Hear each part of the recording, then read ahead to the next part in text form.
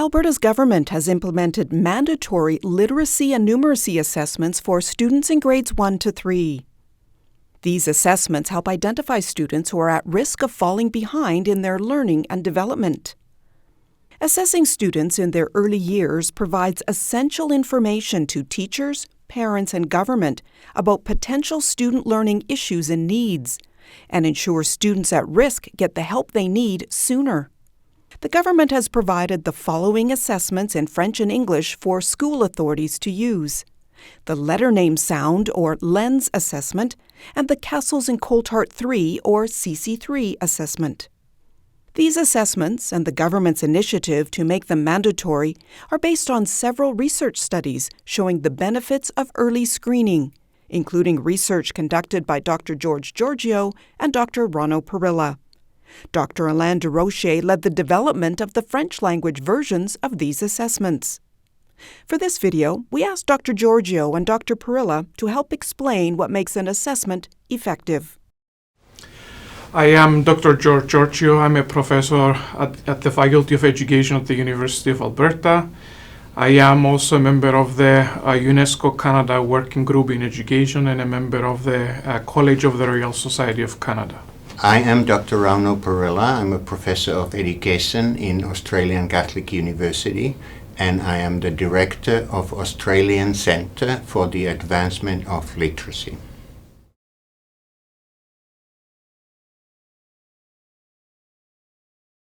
They're called foundational because they form the basis of future literacy in development.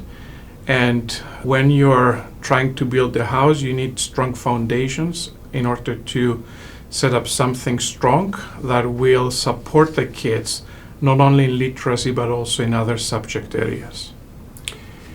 The foundational skills in literacy, in reading any alphabetic language, includes knowing how the sounds of the language are represented by letters or letter combinations, which is the same as grapheme phoneme knowledge, and knowing how to use that skill to sound out words that you may have never seen before.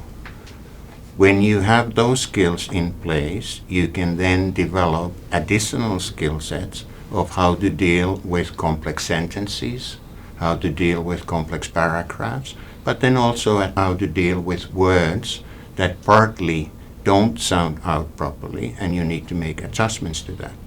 However, if you don't have a solid foundation in grapheme phoneme knowledge, you will not be able to build those additional skills as easily.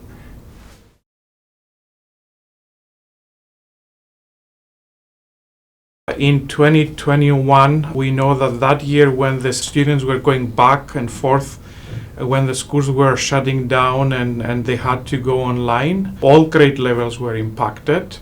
And in 2022, we know from the data we have that the children are slowly getting back on track to the performance that they had before COVID.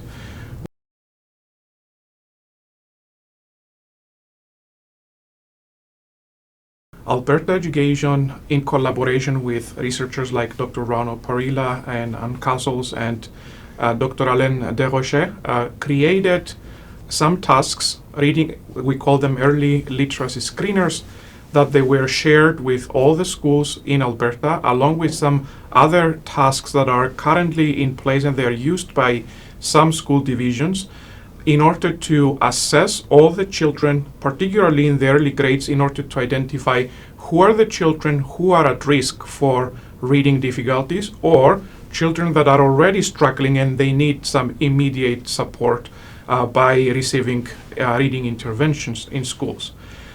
After these assessments were shared and the school divisions were asked to assess their students and report on their children's performance, Alberta Education also deployed a set of reading intervention lessons in specifically 80 intervention lessons that are targeting letter sound correspondences that we have.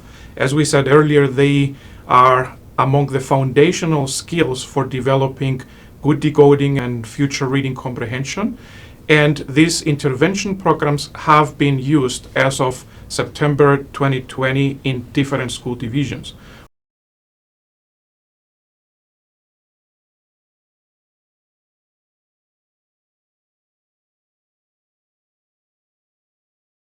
Many other jurisdictions and countries have already implemented mandatory early literacy assessments. For example, UK has had the phonics screener, and I think that has been in place now for about 10 years.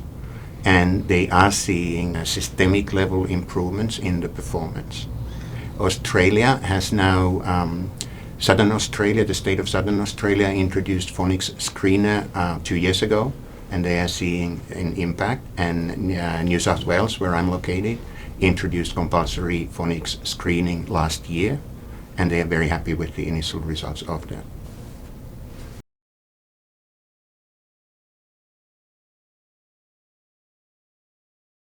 When you want to build good lifelong reading habits and learning skills, you need to start when the school starts. That's when you start building those habits and skills.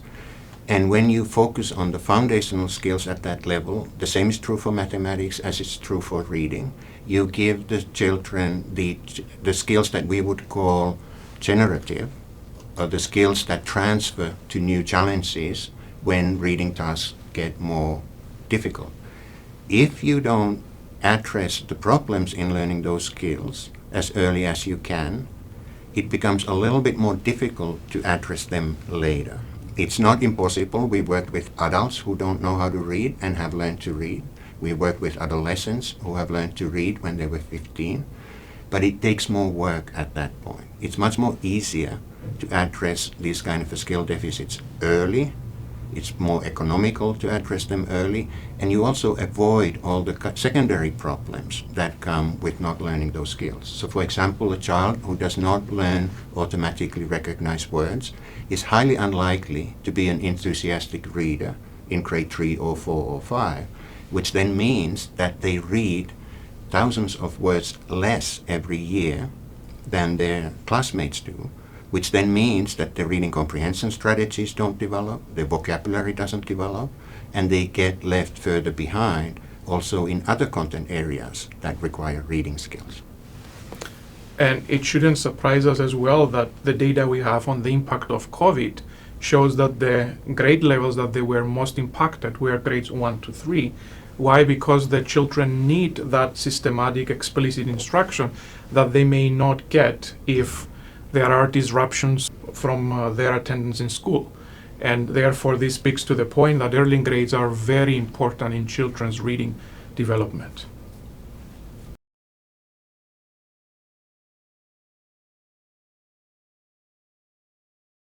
I think in the early grades, it is very important to assess all students in the beginning of the year in particular, so that the teacher gets the information they need to design their instruction, and particularly to differentiate their instruction so that it's optimal for all children in their classroom.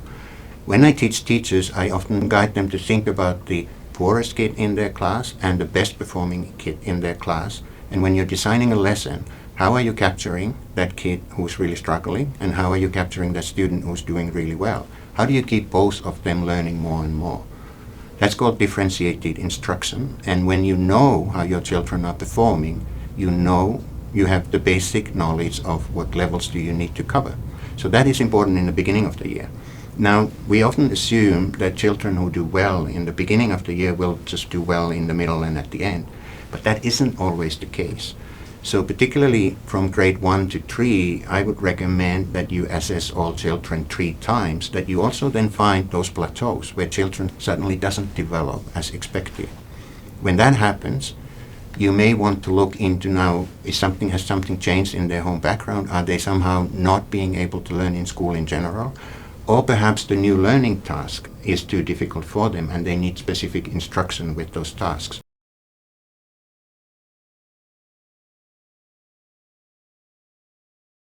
You need a set of skills to be able to learn the curriculum that you are being taught. And this is what we are actually measuring with these assessments. Do they have the ability and the skills to learn the curriculum that they are provided? Well, one of the assessments is letter name, letter sound knowledge, that asks the children to provide the sounds for the letter or letter combinations. And we know that in the New English Language Arts curriculum, we ask the teachers to teach letter sound correspondences in the early grades 1 to 3. Therefore, by assessing their students and using that instrument, it allows them to identify how many of the letter sounds the children actually know, which ones they haven't yet mastered, so that that information becomes valuable to guide instruction in the months to come when the teachers have that information. The New English Language Arts curriculum as well has a phonics component, which means that we ask the children to go from print to sound and map the letters in print to the sounds and read the words.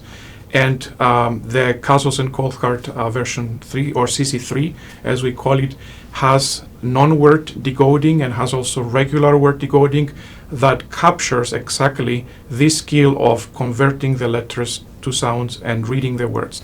So what we ask the teachers to do in the early grades in the New English Language Arts curriculum is captured beautifully by the assessments that we ask them to use. I'm not an expert on the Alberta curriculum. I was involved in developing the New South Wales new curriculum. But I have seen the Alberta curriculum, I've looked through it, and first of all, I think it's an excellent piece of work.